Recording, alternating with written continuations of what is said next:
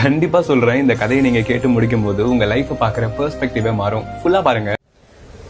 இந்த விஷயத்த சொல்றேன், மெய்மறந்து போயிடுவீங்க. நிறைய பேருக்கு இந்த விஷயம் தெரியாதுன்னு நினைக்கிறேன். மகாத்மா காந்தி நேதாஜியை காங்கிரஸ் கமிட்டியிலிருந்து வெளியே போக சொல்லுகிறார். காரணம் என்ன தெரியுமா?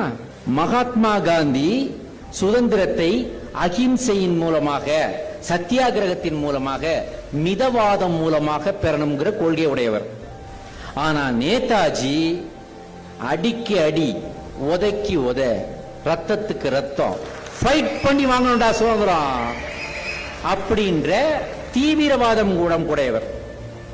அப்ப அவரு ஜெயிச்சிட்டார். எலெக்ஷன் வச்சு நேதாஜி தலைவர் ஆயிட்டாரு.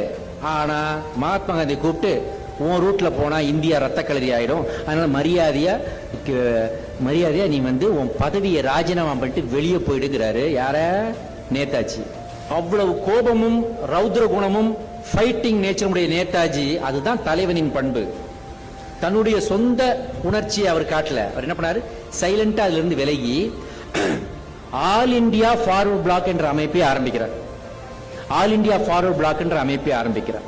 அதன் பிறகு ஜப்பானுக்கு போய் இந்தியன் நேஷனல் ஆர்மி INA என்ற அமைப்பை ஆரம்பிக்கிறார். அப்போ அதுல ஒரு விஷயம் இருக்கு. நேதாஜி சொல்றாரு, எனக்கு இன்னொரு பிறவி என்று ஒன்று உண்டென்றால், நல்லா கேளுங்க, எனக்கு இன்னொரு பிறவின்னு ஒன்று இருக்கணும்னா நான் இந்தியாவில் தமிழ்நாட்டில் ஒரு தமிழனாக பிறக்க விரும்புகிறேன்னு சொன்னார். அது ஏன் சொன்னார் தெரியுமா? அவர் INA ஆரம்பித்து அந்த INA படைக்கு ஆள் திரட்டிய போது, எது பிரிட்டிஷ் நம்மளை ஆண்டுகிட்டு இருக்க, அவன்கிட்ட துப்பாக்கி இருக்கு, குண்டு இருக்குது, அவன்கிட்ட விமானங்கள் இருக்குது, அவனை எதுக்கிறதுக்கு இந்தியாவுக்குள்ளே படை திரட்டுகிறார் நேதாஜி. அப்ப அதுல போய் சேர்ந்தது யார் தெரியுமா? வீர குணம் கொண்ட தமிழர்கள் தான். அது மட்டும் இல்ல, என்னுடைய நிதி எனக்கு உதவி வேணும்னு கேட்ட உடனே தமிழ் தாய்க்குலங்கள் என்ன பண்ணாங்க தெரியுமா? பர்மாவில் நகைகளை எல்லாம் கழட்டி அவருடைய பாதத்துல போட்டாங்க. அப்ப அவர் என்ன சொன்னார் தெரியுமா?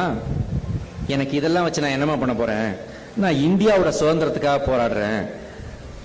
உங்கள் வீட்டில் ஒரு மகன் இருந்தால் அவனை எனக்கு தாருங்கள்னு சொன்னார்.